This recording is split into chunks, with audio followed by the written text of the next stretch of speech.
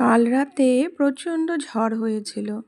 তাতে এই সামনের যে বিল্ডিংটা কনস্ট্রাকশনের কাজ চলছে, সেখানে ওই টিনের চালগুলো সব উড়ে গেছে। কাল রাতে বৃষ্টির পর আজ সকালের এই ঝলমলে আবহাওয়ায় সবুজ গাছের পাতাগুলো সোনালি রোদ্দুরে খুব চকচক করছে। যত ধুলো ছিল সব ধুয়ে চলে গেছে। সকাল সকাল দেরি না করে মুখ ধুয়ে ফ্রেশ হয়ে নিয়েই চলে এলাম রান্নাঘরে। বানালাম লাল চা আদা দিয়ে, আর তার সঙ্গে চিড়ে ভাজা। বানাতে বানাতে কিছুটা খেয়েও নিয়েছি। তো আজ তোমাদের সঙ্গে না একটু অন্যরকম গল্প করব।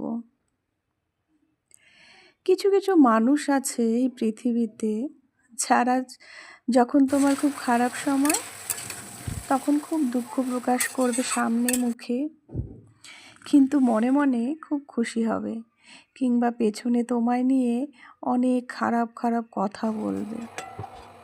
আবার তুমি যখন একটু ভালো থাকবে বা যে কোনো বিষয়ে সাফল্য অর্জন করবে, তা দেখে ভেতরে ভেতরে হিংসে করে জ্বলে পুড়ে ছাই হয়ে যাবে।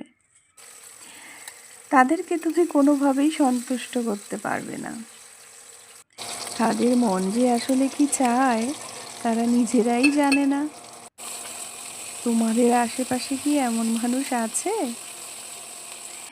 যাই হোক, দুপুরবেলা লাঞ্চে বানালাম পুঁই শাক, আলু, মিষ্টি কুমড়ো দিয়ে একটা চচ্চড়ি মতন, আর পাট শাক ঝোল করেছিলাম, আলু মাখা, সাথে ছোট মাছের ভাজা ছিল, আর রুই মাছের ঝাল।